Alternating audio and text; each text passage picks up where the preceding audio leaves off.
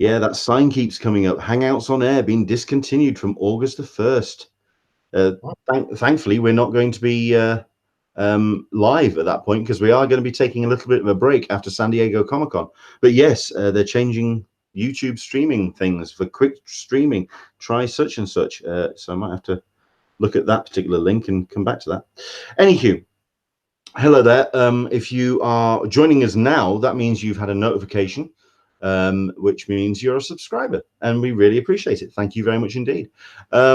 If you haven't got this, if you're watching this after the fact, well, that's where you've made a crucial mistake and you need to rectify this. Go to the bottom, hit subscribe, and yeah, do get a full notification when we go live each and every week. We've got a couple more shows of this to do, and then San Diego Comic-Con is well and truly upon us. We are going to be doing something next week, which actually was suggested kind of around the live stream, which I did this afternoon, which is, I think we're going to do a veterans versus newbies kind of episode. We're going to try and find some people who are attending San Diego Comic-Con for the first time, find out what their anticipations are, find out what any questions they have before they do head out to San Diego. And we'll have a couple of veterans who are going to join us on the stream to kind of answer all of those questions. So I think it'd be a nice little thing for those that haven't experienced San Diego Comic-Con before. So that's going to be a lot of fun.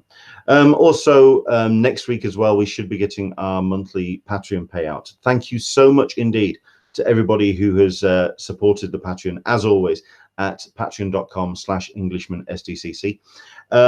We've been posting up the bits and pieces from the last couple of cons, which I've been attending here in the UK, including MacPow in Macclesfield. Posted both of those panels this week. That was a lot of fun, including one of those streams which was from Nick Brokenshire, who's doing artwork for Star Wars Adventures and is doing some artwork on an upcoming book, which I'm not going to announce here because I've been told that that's actually getting announced at San Diego Comic-Con, and he forgot to edit himself as he was on the panel. At which point I then uploaded it and went, that is patrons only, right? I said, yeah. So yeah, can you not make that public until San Diego Comic-Con, please? So if you watch the live stream, you'll find out what he's doing. He's doing a comic for IDW, which is going to be announced at San Diego Comic-Con. So you're going to get a bit of a scoop on that if you are a Patreon. So please do head to the page and get some exclusive content. Tomorrow I'm going to be uploading posts from Comixolopia, which means you're going to be getting spotlight panels from Chris Ryle from IDW and also Chip Kidd. Can I just say that that panel lasted an hour? It flew by. It felt like 20 minutes. We could have carried on going. That man is a gem to talk to. And that is one of the most entertaining panels I've hosted for years. It is just an amazing show, amazing thing. That's Chip Kidd, and both of those panels will be going up on the Patreon tomorrow as a thank you. And then in about a week or so time, I'll be making those public up on the site. So there we go. Right, it's the top of the hour, so let's crack on. My name's Leonard Sultana. I blog under the title An Englishman in San Diego. I also run a website called theconventioncollective.com, which is all about con updates. We also have a little bit of a side site called Sandbox, which is comic reviews, TV reviews, films, and all sorts of pop culture updates. Basically, I have been given the opportunity over the last couple of years to really get into con culture and do this show, Talkin Con, a cup of tea with an Englishman in San Diego.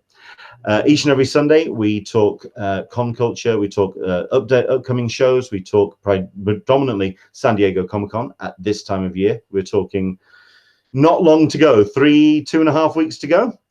People are getting very excited, as you can possibly imagine.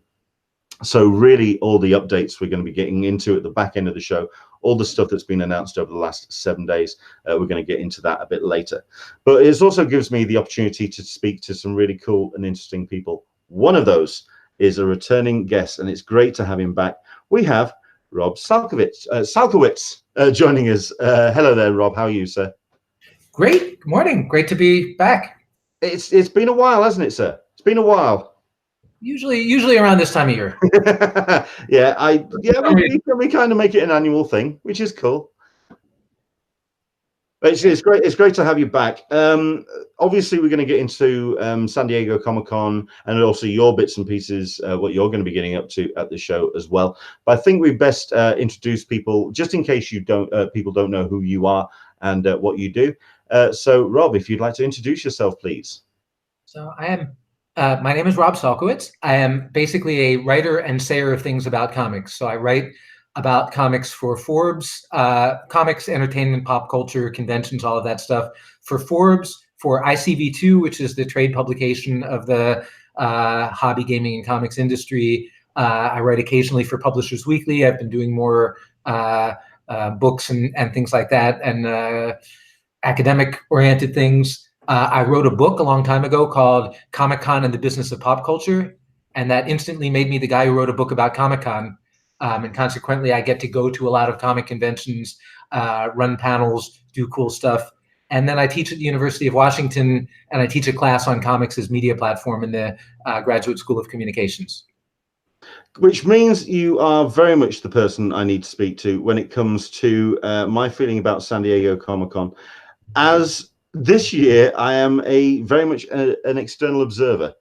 So I'm kind of seeing how people are talking about the show, talking about their preparations, talking about how they're feeling about San Diego Comic-Con, talking about how they're receiving some of the news about the show this year. As always, we've got the YouTube chat room open as well. So I'm certain we've got plenty of people that want to ask questions. So please do head to the chat.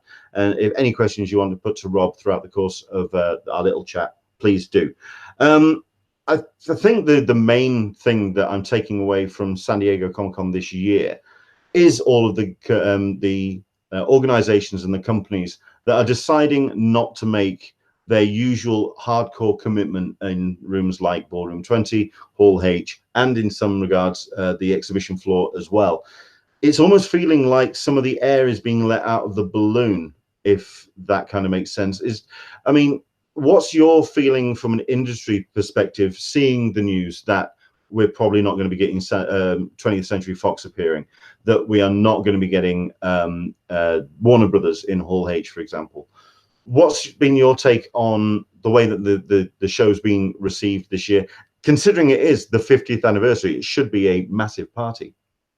Yeah, well, I think we've been seeing this over the last couple of years, to be honest, is that there's been more of a give and take in terms of who goes what years. So we've seen some people come on board or miss a year and then come back.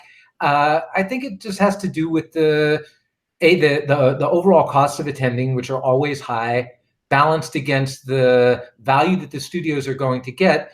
Because remember, in the early days when there was not as much certainty about how this stuff would land with the mass public, it was super important to activate the hardcore fans.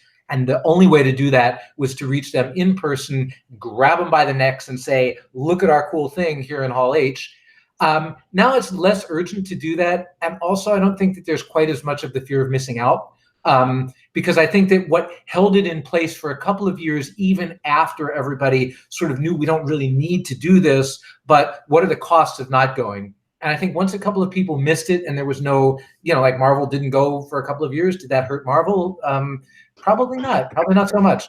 So I think, just from a pure business decision, from the standpoint of the people that have the really large checkbooks, to be writing for this sort of thing, is that the best use of their money?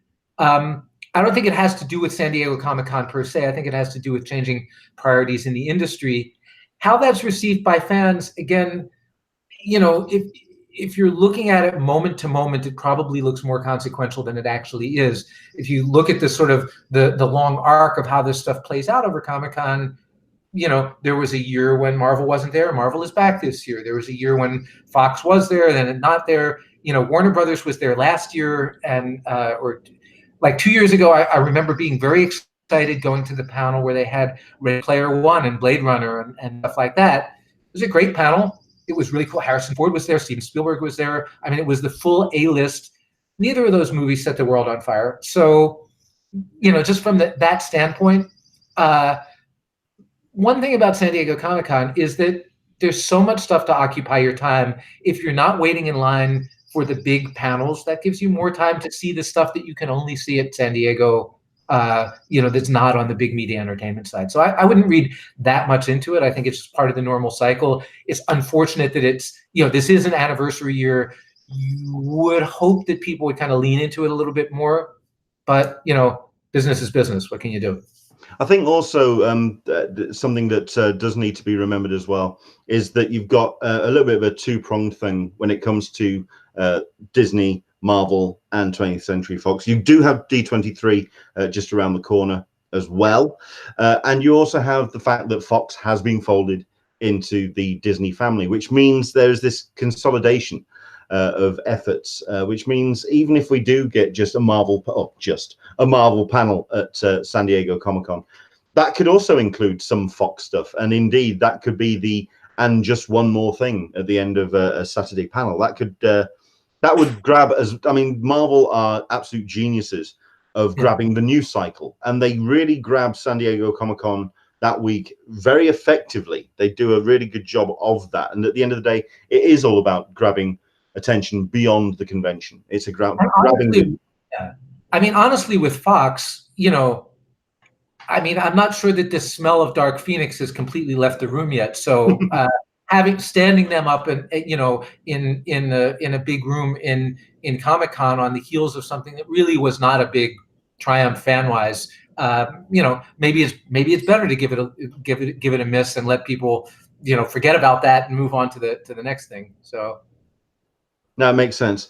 We've got a couple of questions already. We've got Solicitor of Smega that's making a good point or a good question. And I think it's one that is very much on the forefront of minds. If media and movie outlets do stop coming to San Diego Comic-Con, do you think San Diego might lean more on comic book creators and eventually get it back to being a mainly comic show? Now, I'm going to editorialize there because it was pointed out by Scott Shaw, who posted a flyer from the 1977 show at the El Cortez, and it actually lists that it's sci-fi, movie, and comics. It's always been there. It's always been an element. So it's never just been a mainly comic show as such. You can't say that enough. But here's the thing about Comic-Con is that if you look at their guest list, who are their guests? Their creators, the people that are officially listed on their guest page, they're there to celebrate the medium of comics. As is pointed out, they've never been exclusively about comics, and they're pretty upfront about that. It's been interesting as well that this year the special guests have been mostly leaning towards the legacy guests, the ones that would be definitely celebrating the 50th anniversary of San Diego Comic-Con. I'm guessing that Comic-Con International, that's kind of their priority this year. That they're letting the outlets do what they do. Yeah, and that's always been their attitude, because you got to remember that unlike ReedPop or some of the other companies that are out there, San Diego Comic-Con is a nonprofit. They're not accountable to stockholders who say you must grow attendance X% every year, you must increase revenue. Their priorities of their governing board are different, and I very much get the sense from having talked to these people that if they put on a show and 50,000 people come instead of 150,000 people or whatever gargantuan number actually shows up for this, and they give them the best show possible, they're going to count that as a win. They're not looking at the measurements in the same way that the rest of the world is. So they've staged this party. They welcome the participation of the entertainment industry, but they don't live and die by it. And they don't live and die by the fans who are only there to see that. And the last point I would make is that if you're looking for a comics only show, back 15, 20 years ago, it is true that San Diego Comic-Con was the absolute center of the universe, and whatever you were interested in, you had to be there. These days, there's more and more specialization, because as fandom has grown and segmented, there are now 35,000 people who would go to a comics only show, even if there aren't 150,000. And consequently, there's a lot of really good comics only shows, certainly in the U.S. And also overseas. So if that's your jam, go to Heroes Con, go to Baltimore, go to San Diego Comic Fest or any of these smaller shows that they're laser focused on exactly that experience. That's what they'll give you, and you can spend time with the creators, and it's not crazy. San Diego Comic-Con is what it is, and if you're going, go for that, go for the ride, and take it where it lies. I mean, for myself, I mean, the thing that's absolutely killing me about not going this year is the fact that it is the 50th anniversary. It is going to be celebrating a lot of the legacy of the show, and like you say, how it has been very much in the public eye, not just on the West Coast, but worldwide. It's gotten its audience. The thing that is intriguing me, however, and the one panel that it's absolutely killing me that I'm not going to be attending, is the talkback. John Rogers is not going to be there. It is going to be very much, while the show itself is going to be looking back, we do have to start looking at the future of Comic-Con and where the show could eventually end up. I mean, you say that, speaking to the CCI top brass, that it does feel that they would be more than happy with a smaller show. I mean, where do you think Comic-Con... I wouldn't put it that way. That they live and die by the fact that it's a gigantic show. I think it's a point of pride to them that it is what it is, and they've built it into this gigantic global institution.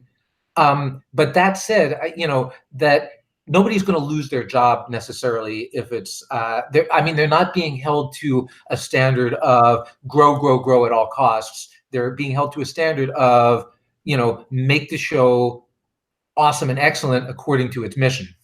And I think they would feel much worse if they did a show and something happened that they misfired on something, or if they got over their skis a little bit and fell on their face. That would be worse than doing their best show, and because of who shows up or who doesn't show up, their attendance is off that year or something like that. I don't speak for them. It's like, I don't know, but I do feel, just knowing how their organization differs from other places.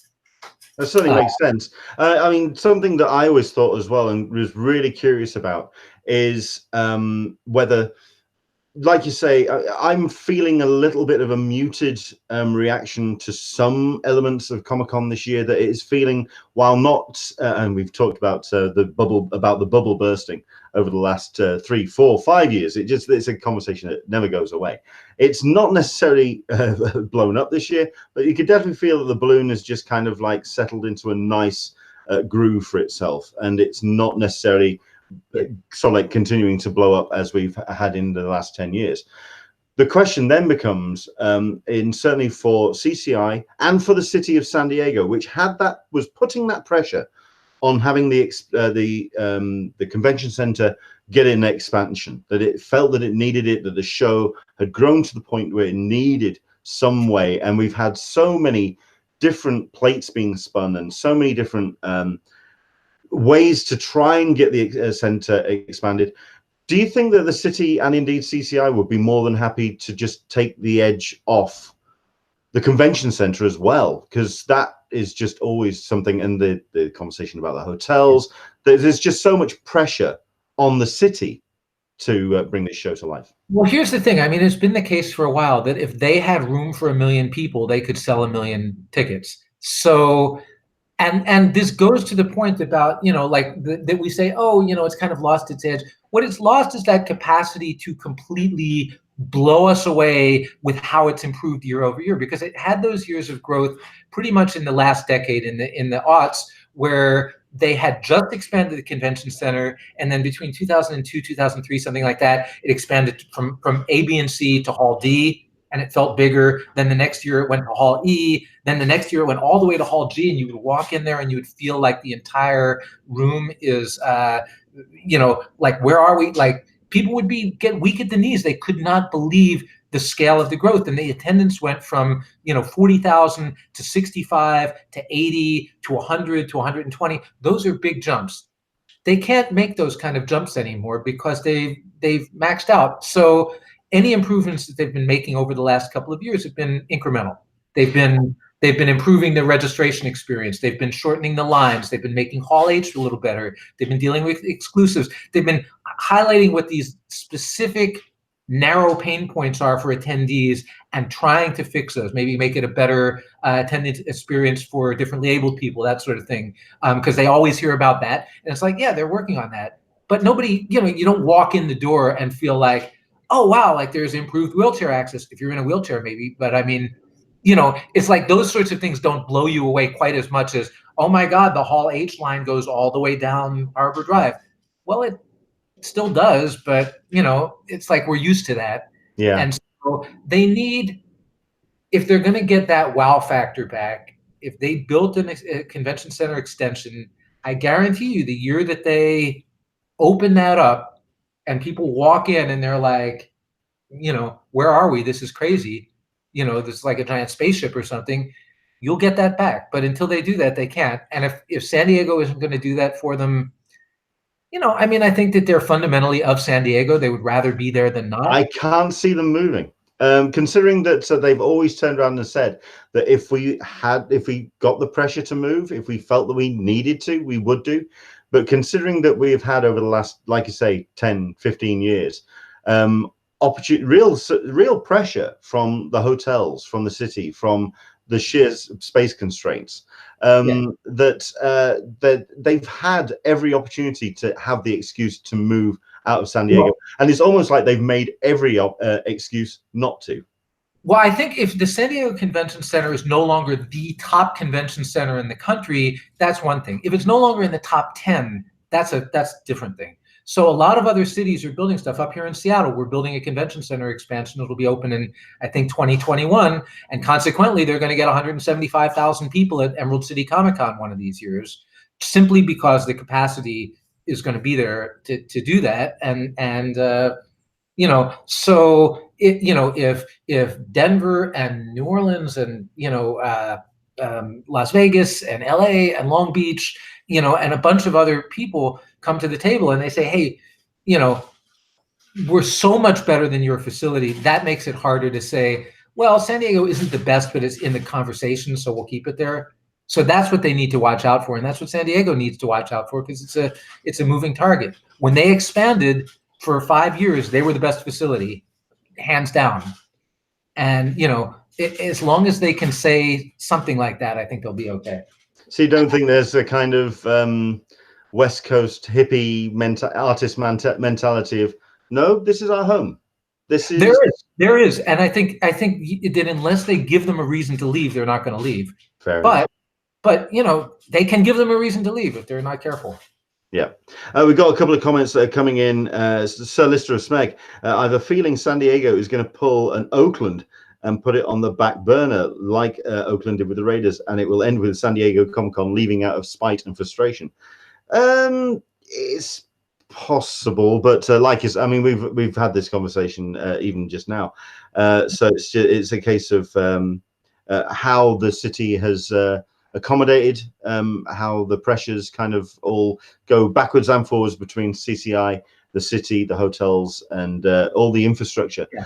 To be fair, like you say, even as a relative newbie, as somebody who started going in 2010, I've seen the introductions of things that the city have done to entice CCI to stay in the city as the pressure's gone over the last decade. What do you think has been the best improvement that CCI and the city have done? Because I always turn around and say the 24-hour free shuttles, but you may have something else. Closing Harbor Drive is a big one, because the bottlenecks of getting across the street, and unfortunately they've got those railroad tracks, and there's they built that overpass down by the Hilton Bayfront that is helpful for alleviating that.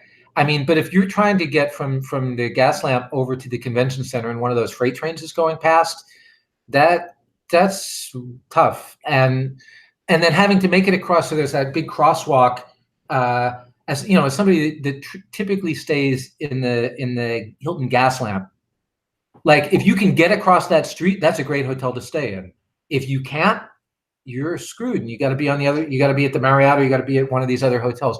So solving that access problem, reducing those bottlenecks, getting rid of that problem of 1,000 people waiting at that traffic light, for busy street to clear, that helped a lot. And I think it ties the convention to the gas lamp in a way that it needed to be done. And now you can do stuff at the Omni. You can have offsites at hotels on the other side of the tracks there Well, I think it also helped with Grand Design doing their experience at the Petco Park. It really kind of brought the convention up and round over the Harbour Drive Bridge. It kind of made a more unified shape to the convention in the actual downtown area. I thought that was quite interesting as well.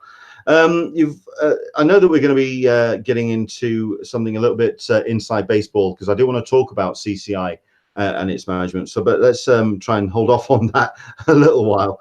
Into the Blue Mister is asking, as it's the 50th anniversary, who would you pick as the one guest over the last 50 years, alive or dead, who you would queue up for and chat to for a minute? Oh, that's a big question. Not so much about the industry, so let's talk about our own fandoms, I suppose. Do you want to go first, or do you want me to take it? The guy that I always regret, you know, and even when I was a fan in the 70s, just never made it to the same convention as Jack Kirby, and would have, apparently, I mean, everybody who's ever met him says what a prince he is and what a great guy, and obviously somebody, consequential figure to say the least in comics, and somebody that really had a lot of interesting ideas. I would have been loved to sit and listen to him for a while, but yeah. The closest I got was my first year was Roz Kirby's last year, and I did get to meet her and had a very amusing interaction involving her that I cherish. But never met Jack.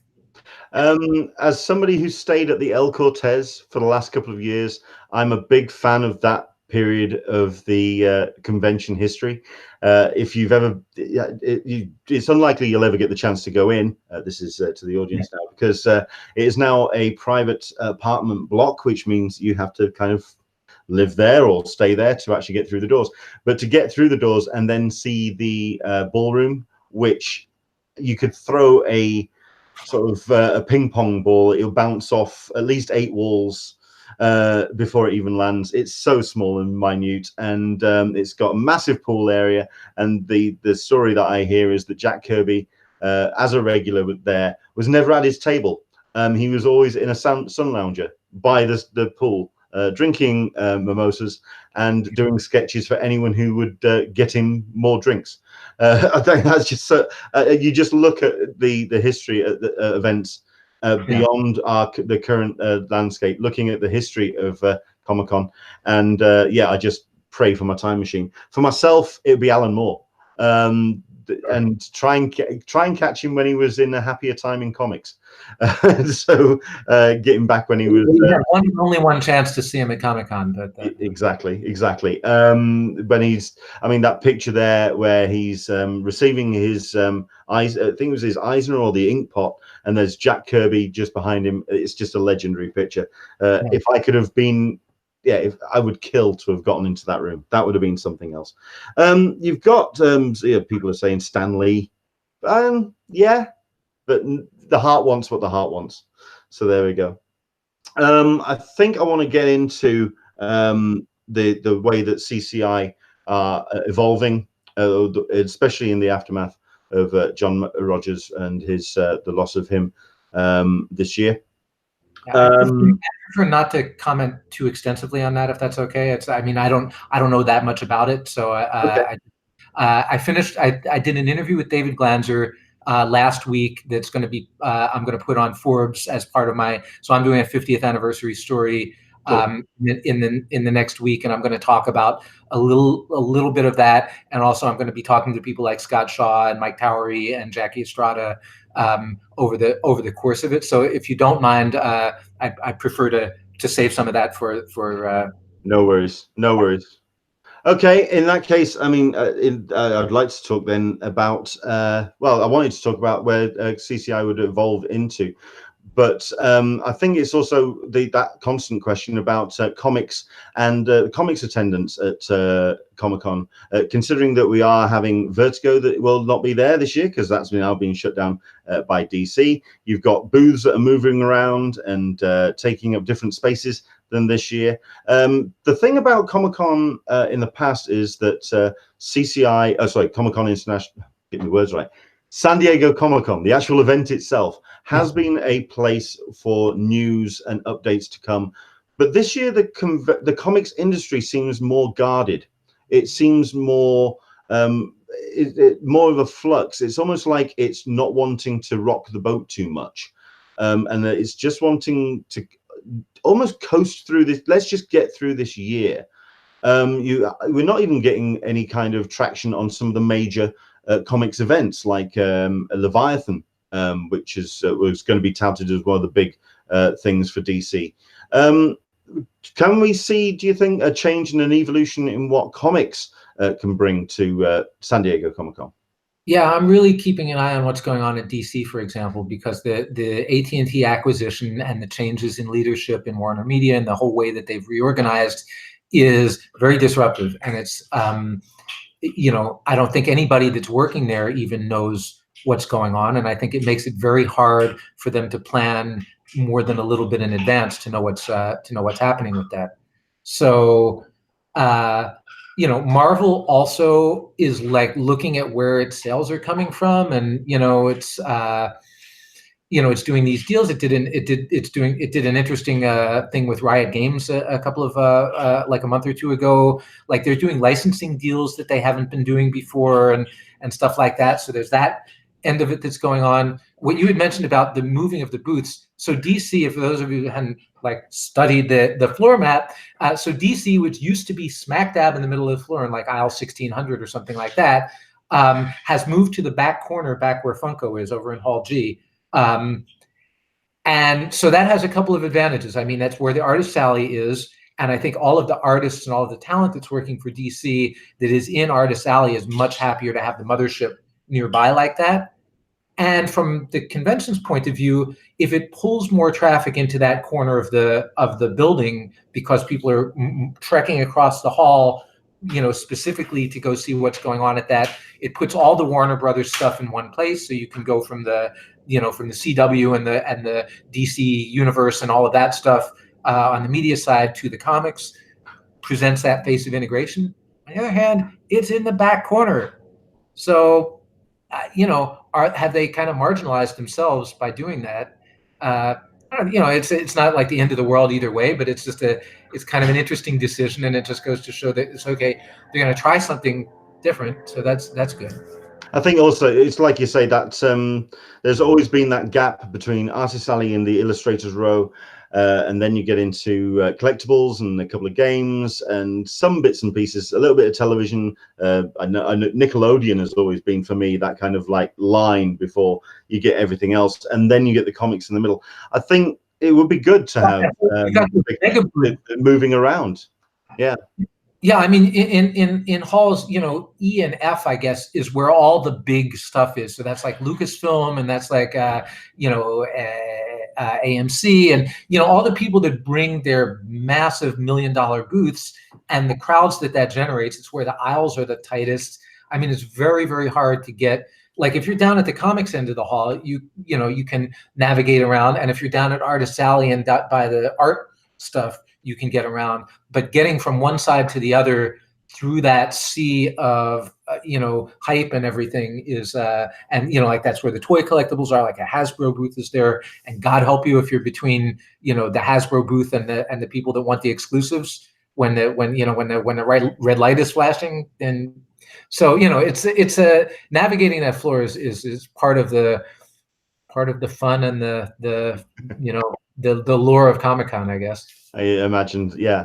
I mean, it's something that I saw when that announced, and I think, like you say, it's DC testing the waters, but we could even see possibly further down the line, because the actual booth, say for example for Marvel, that could be slightly interesting, because obviously Marvel is very much geared towards its licensing and towards its multimedia divisions now. It's films and television. The comics, they make an impression, but not as much as, say, for example, the DC have focused on their booth in the past.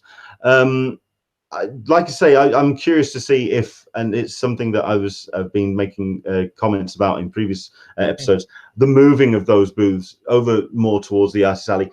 That's where I then get concerned that perhaps the comics, which would then take up, like I say, F and G, would be so far away from the comics retailers, like the Mile Highs of the world, and Well, yeah, I mean, Mile High is no good now, longer.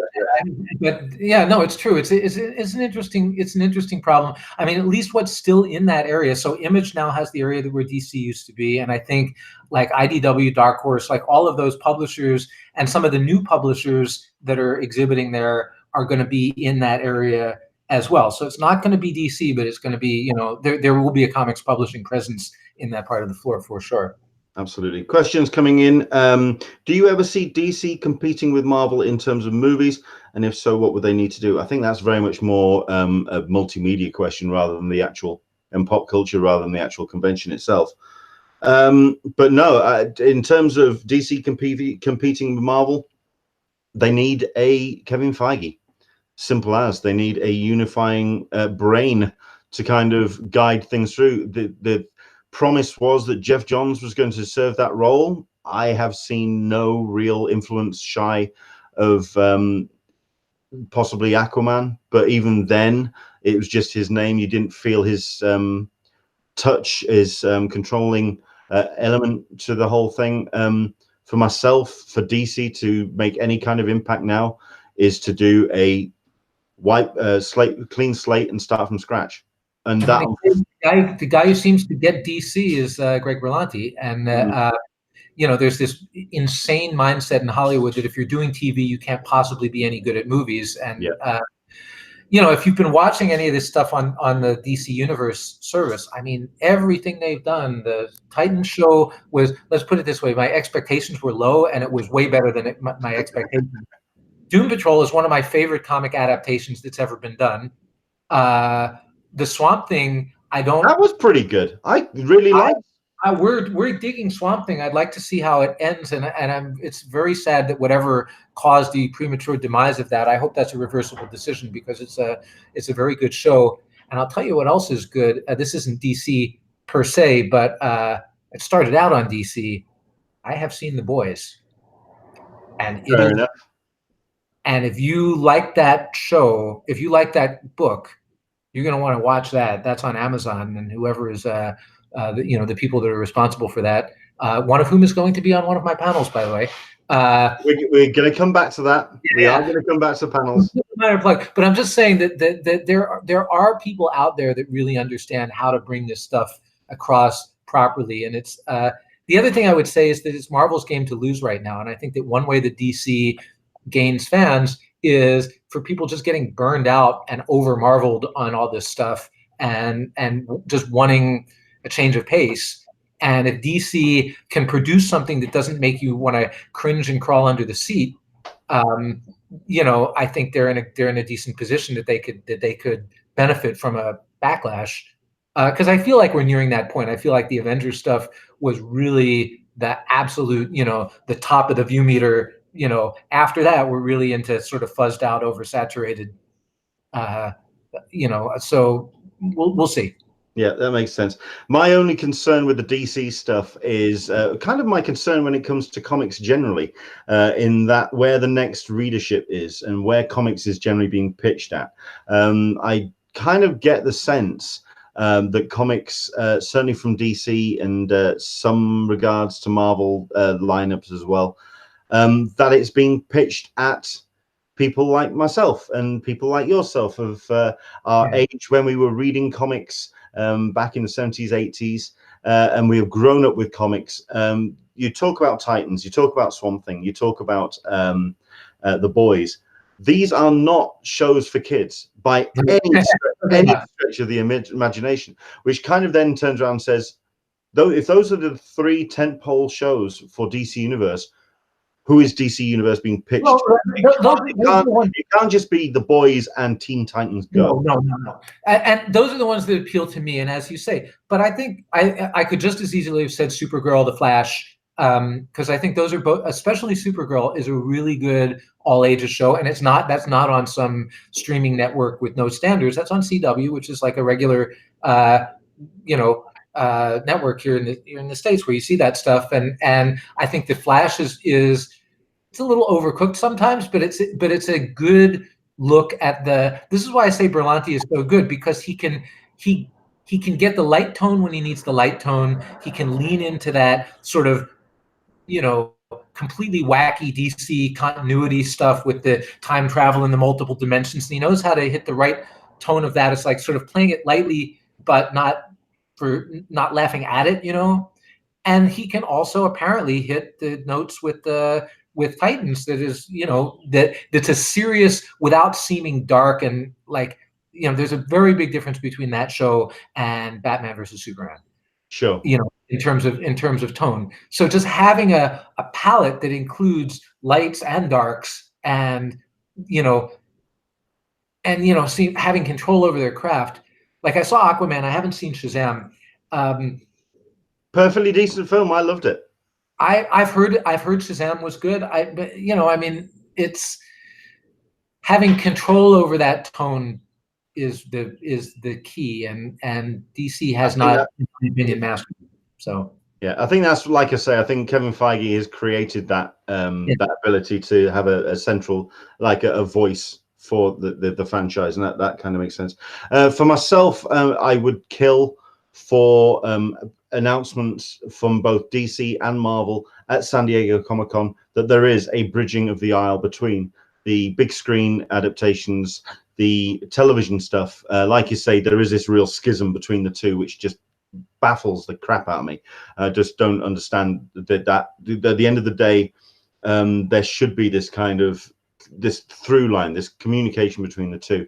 It's just totally baffling. And also a reintegration of the source material. Let's have the comics be part of the conversation as well. If we had panels like that from DC and Marvel, I would be absolutely blown away.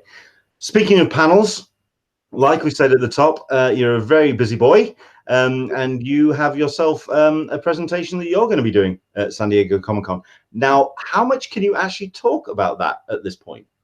So Comic-Con would prefer that I not mention room numbers and times, but I can give you what it's about and all the general stuff. And this is the very first time that I'm talking about this publicly. So special for your viewers here. If you care about what I'm doing at Comic-Con, here's the story. But actually, more important than what I'm doing is the people I'm doing it with, and the range of stuff is, I think, covers a lot of interest areas. So if you happen to be on town on the Tuesday before the show starts, the Bar Association of all things of San Diego has been hosting this annual Comics in the Law panel over at the library, and they usually have a cartoonist, they have a legal person that does like copyright law and stuff like that, and then they have somebody like me, in this case exactly like me, talking about the business stuff. I've done it for the last couple of years. There's some really interesting conversations that if you're into the like, for example, last year we talked a lot about the trademark case with the San Diego Comic-Con trademark, and there was actually lawyers in the room that had intelligent things to say about what parts of the law applied to that. If you're interested in like why the rights to certain things have been tied up and why you can't have certain characters in certain media adaptations, those sorts of things. So anyway, that's a good conversation. That's on Tuesday. That's publicly announced. That's on Tuesday at 4 p.m. at the San Diego Public Library. Do you already have kind of a couple of cases that you want to talk about on that? Have you got a little bit of a list or a shopping list already, or is it just? We have our con call coming up next week, and we're going to sort of go over what the stuff is. I'm curious, actually, if I would invite whoever's on the program, if there's anything in that genre that is interesting to you right now, or that's that would liven up that conversation. Like, let me know. I mean, it's always about, creator rights and things like that. There's always a lot of people in the crowd that are aspiring creators themselves that say, how much legal protection do I need to get copyright? What do I do if somebody has knocked off my design and turned my webcomic into a hateful right-wing meme online? Like, how do I go after these people? So just stuff like that. Those are the kind of questions. That's what you need a lawyer for, and that's the stuff. So anyway, that's Tuesday. On to the con proper. Bright and early Thursday morning, like within the first hour of the show, I would say I'll be participating in the annual How to Get Press Attention panel, which is a interesting mix of bloggers, comics creators, media people like myself. So I'm there speaking on behalf of, like, as a journalist, what gets me to pay attention to your thing. So if you've got a book or a project coming up or a press release and you want to get written up in Forbes, or you want to get written up in ICD2 or in, on Comics Beat with Heidi McDonald, who is, I think, also going to be on the panel, stuff like that. It's a good one to go to. So lots of people there. That's typically Thursday before noon sometime. Thursday evening, because I just get all the best time slots. 7 to 8 on Thursday after the floor closes, but before the parties start. If you're looking for a place to wind down or to eat your burger, I will be doing a panel. Geez, I just said I shouldn't be doing exact times. Sorry, exact time.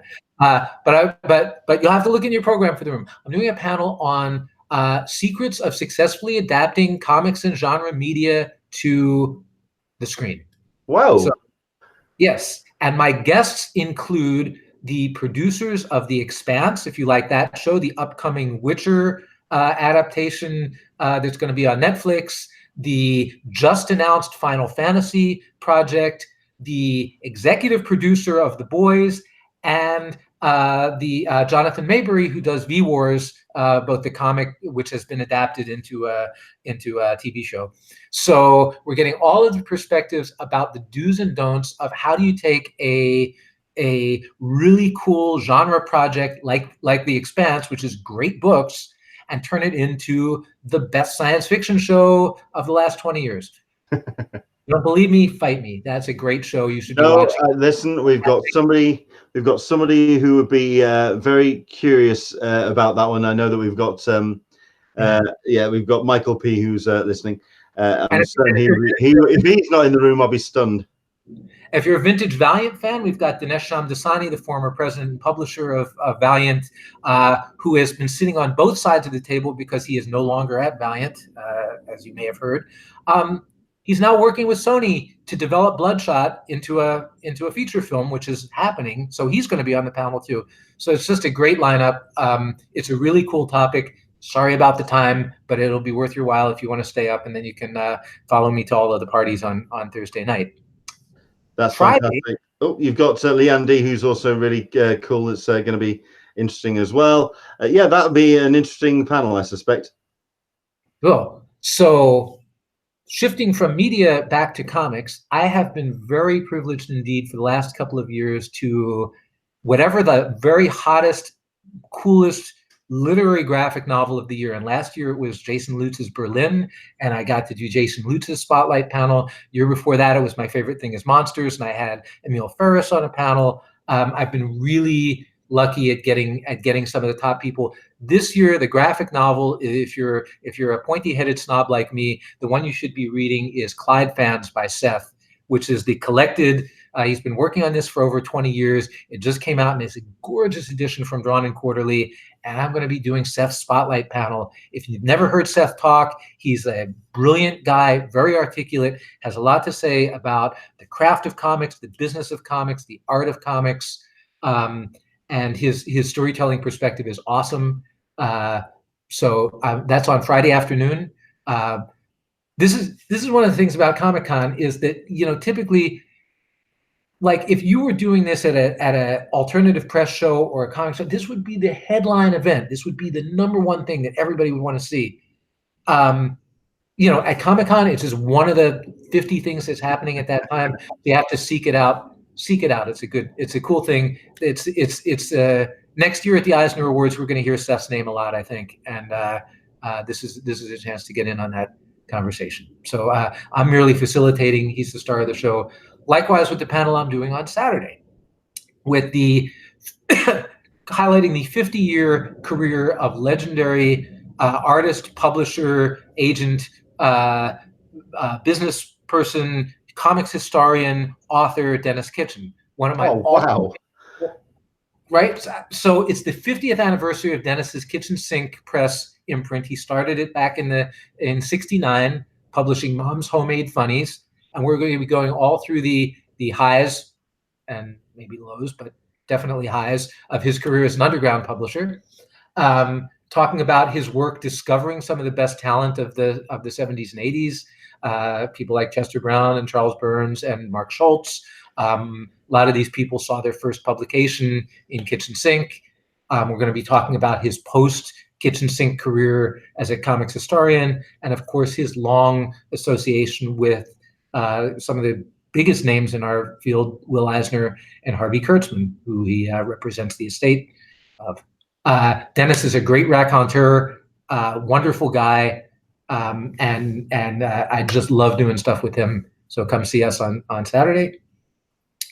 And then Sunday, a somber panel, one that I really wish I would never have to do, is the memorial panel for Batten Lash. Oh man, the moment you turned around and started describing this, I kind of knew where this was going.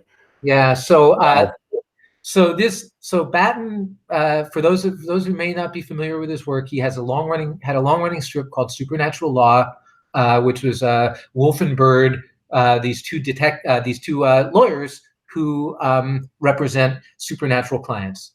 He also did the groundbreaking crossover in 1993, Archie versus the Punisher.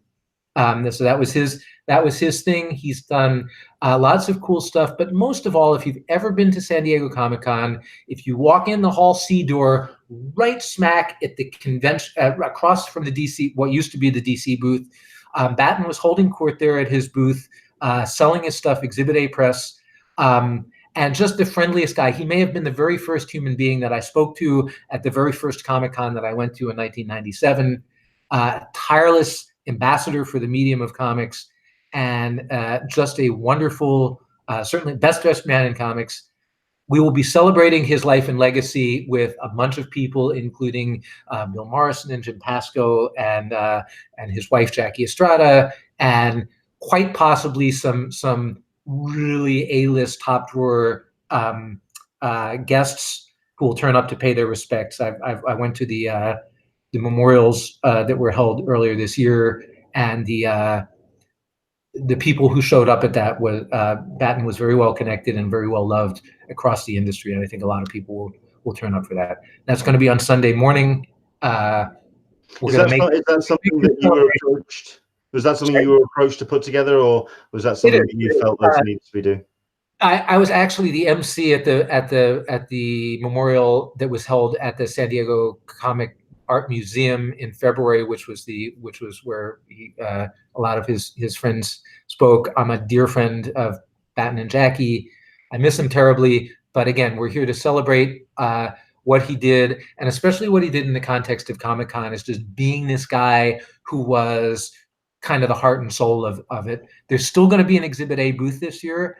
Jackie is manning it single-handedly. They'll be selling the graphic novels. They'll be selling the merchandise, and Jackie will have her two great books of photographs of Comic-Con for sale at that booth. Yeah, I was about to say there's two. There's the Comic Book People Volumes 1 and 2. If you haven't been checking, because I've been sharing as many as I can on the Facebook of an Englishman in San Diego, Jackie's memories posts, all the photos that she's taken over the years, they have been absolutely glorious to enjoy, and it's been great to see her shares. But the fact that Batten is not going to be at that booth is going to be heartbreaking. I think also it might be interesting to note, however, you say that he was the best dressed man in comics, and that is not something to be disputed. But apparently Matt Dunford has found the person who used to be his tailor, and yes, is aiming for that title. I think apparently, by all accounts.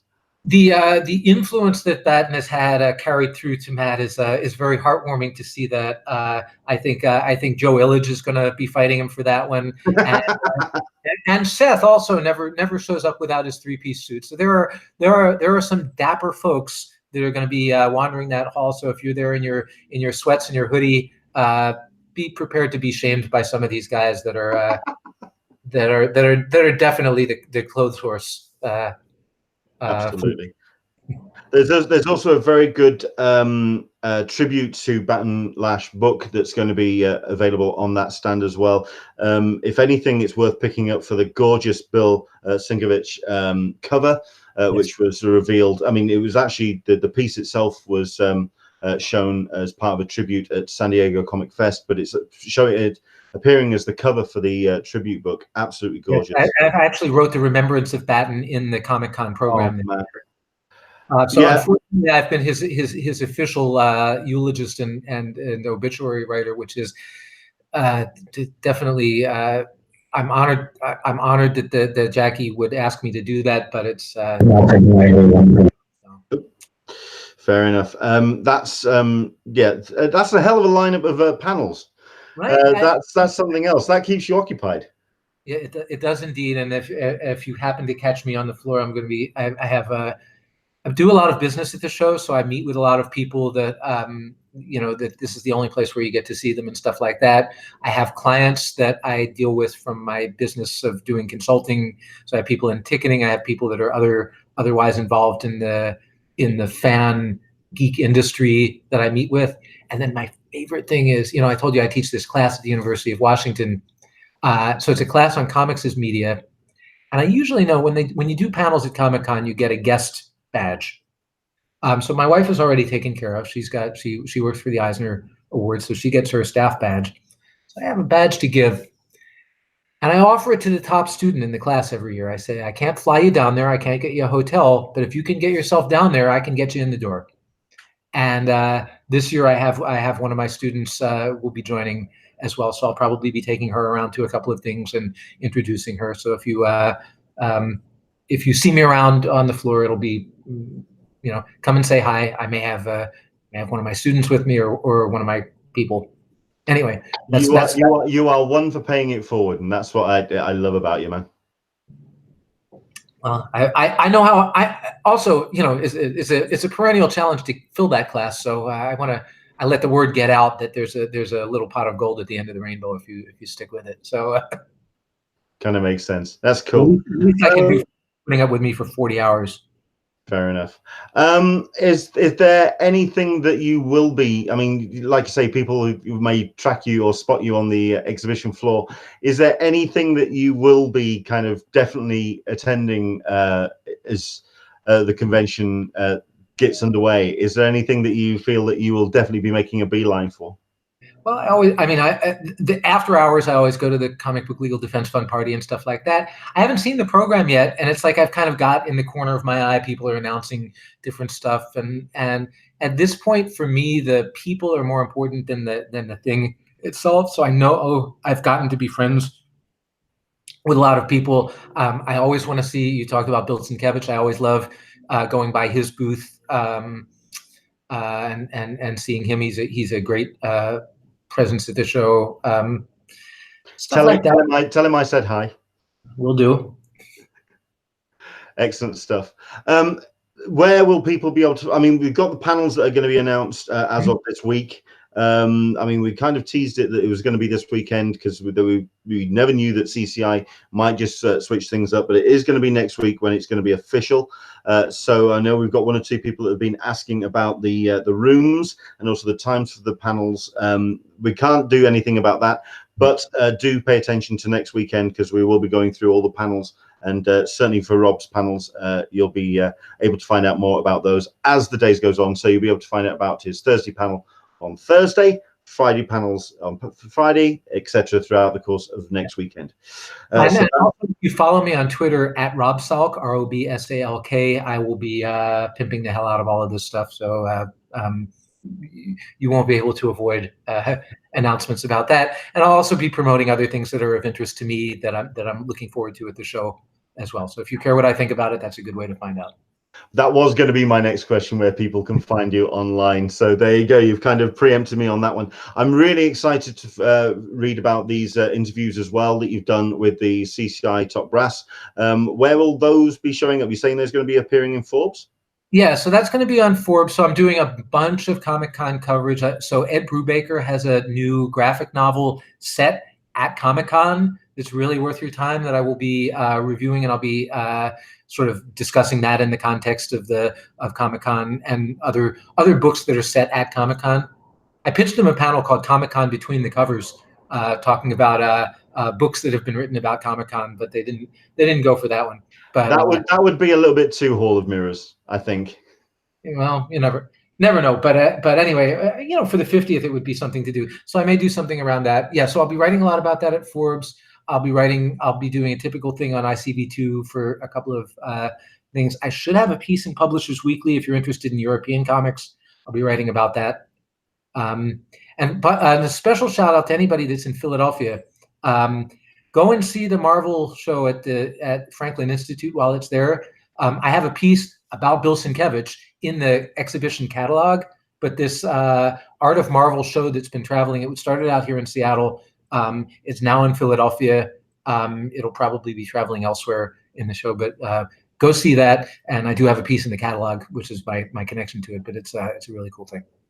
I am looking forward to, as a friend of mine or various friends of mine, bringing me back the souvenir guides. Yes, I'll be looking forward to reading your piece on Batten. I think that I'm very much excited about that.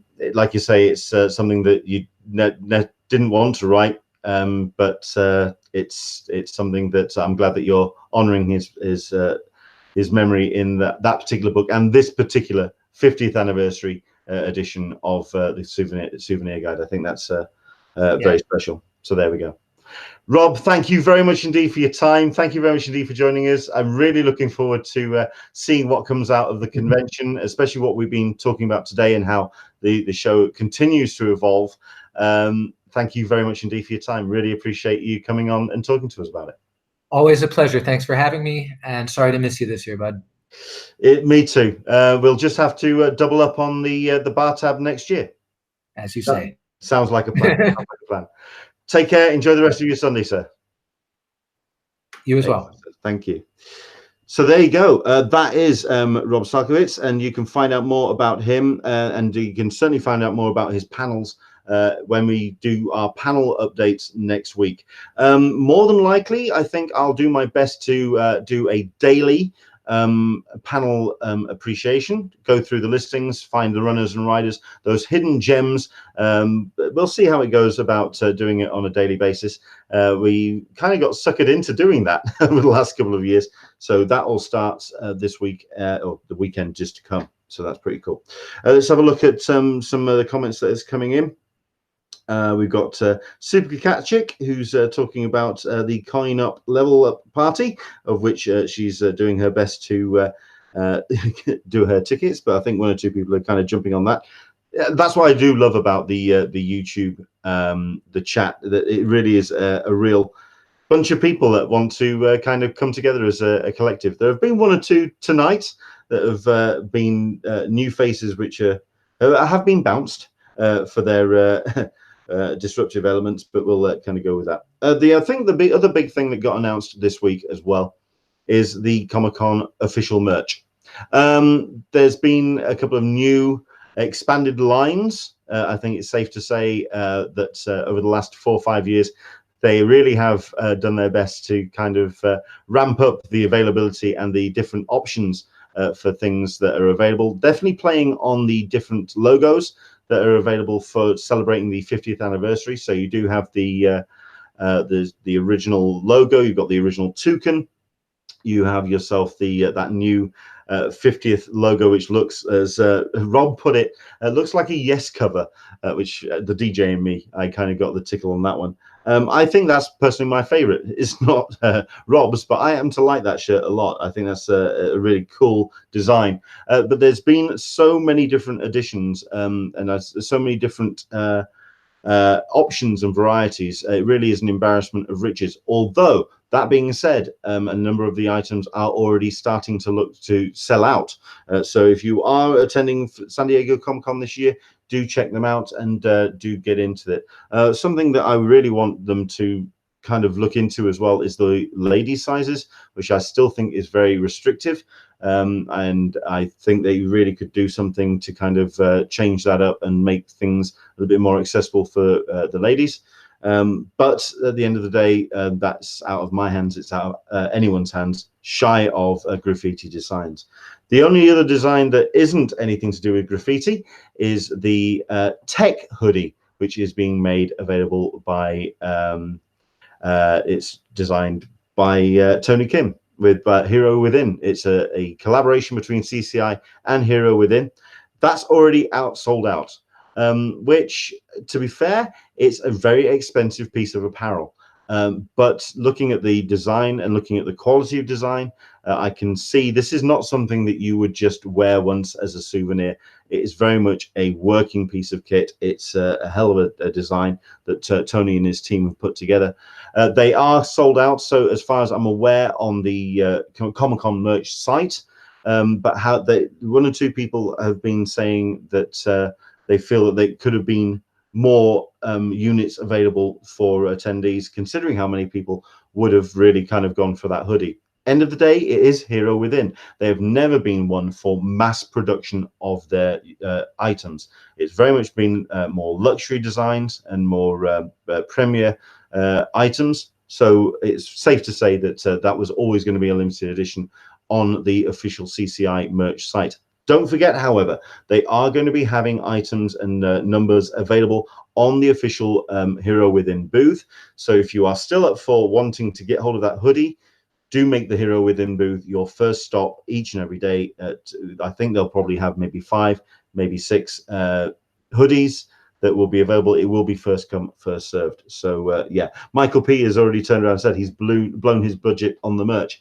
I totally get that. A friend of mine did get his email like everyone else, and I've kind of jumped on with getting a couple of orders in. I do have a couple of T-shirts that have been put to one side, and I also quite like the Comic-Con hat as well. So I think I've got myself one of those on the order list as well.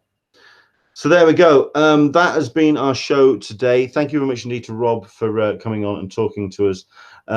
As always, if there's anything that you want to discuss, anything you want to get into when it comes to Comic-Con, do let us know by heading to our Twitter and our social media at Englishman SDCC. Next week, we're going to be doing something a little bit special. We've done this for the last couple of years. I wasn't too sure about doing it this year, but let's go for it for 2019. It is veterans versus newbies. Basically, what we're going to try and do is get as many people who have been to San Diego Comic-Con on a regular basis to come on the show. If you are somebody who's watching this now and wants to put their name forward, DM me. Let me know that you'd like to participate. Basically, we're looking for experts. We're looking for people who know their con, that know the San Diego Comic-Con landscape, and can advise the best they can to newbies. And then we're going to do our best to find somebody who has never been and will be attending San Diego Comic-Con for the first time. That hunt is going to be going out over the next couple of days. I'm going to be inviting them to come on. Leanne D says that she wants to come on. I'd love to try and get Aaron Neighbors on. I'd love to try and get Alyssa Franks to come back and talk to us, because it is going to be the last couple of shows before we wrap things up. So yeah, if you do want to jump in, come go to my DM. Let me know if you would like to participate. Like I say, also, if you know anyone who's going to San Diego Comic-Con for the first time this year, put them forward. Nominate them to participate. It's going to be our veterans versus, well, not versus, but you get the idea.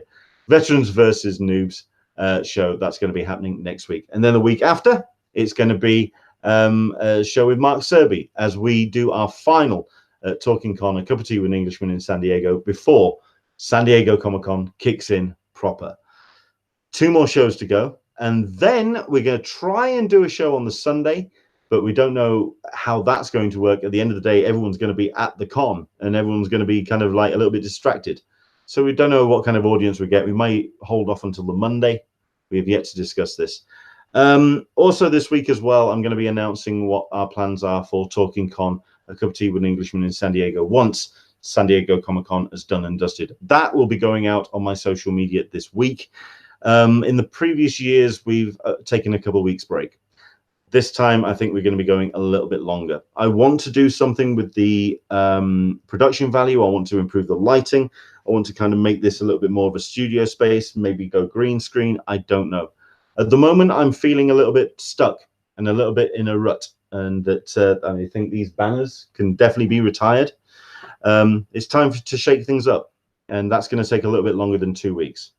So the next couple of weeks, or next couple of days, certainly, I'm going to be announcing my plans for Talkin Con. But we've still got a couple of shows to go. I'm looking forward to it. Next week, like I say, it's going to be our veterans versus noobs, but we're also going to be talking about the panels.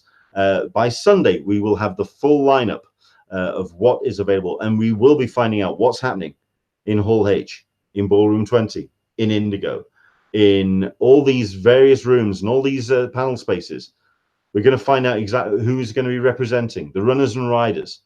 So please do join me next week as we're going to be bringing you a little bit of a breakdown of the panels. And we're going to be talking to a noob, a couple of freshman attendees of San Diego Comic-Con for this year, what they're expecting, how we can help, where we can point them in the right direction. Let's pay it forward, people. Let's do our best to let them have the best convention they possibly can. That's all we do this show for. That's pretty much our aim and goal. And hopefully you will help me in helping them. Help us help you. That is one of the worst Tom Cruise impressions you're going to see tonight. Take care. Enjoy the rest of your week. Once again, thank you very much indeed to everyone who's supported on our Patreon, patreon.com/Englishman SDCC. Like I say, and a couple of people have been very excited at the top when I announced it. Yes, I'm going to be posting the Chip Kid panel tomorrow. We're also going to be posting a photo gallery, which Dan Berry did for us. Really looking forward to getting that up. That was of, let me see if I can just get me details here. We've got loads of photos which he took, and that would be of Amazing Las Vegas Con. Those are all going up tomorrow. Might even try and get them up tonight, actually. But you will find all of this stuff on our Patreon, patreon.com/Englishman SDCC. I'm going to be doing my best to probably be skewing more towards posting stuff on there as the weeks and months go on, especially as we head towards San Diego Comic-Con this year. Enjoy the rest of your weekend. Thank you very much indeed for watching, and hopefully you can join us next Sunday, 10 a.m. Pacific, 1 p.m. Eastern, 6 p.m. GMT for another Talking Con, a cup of tea with Englishmen in San Diego.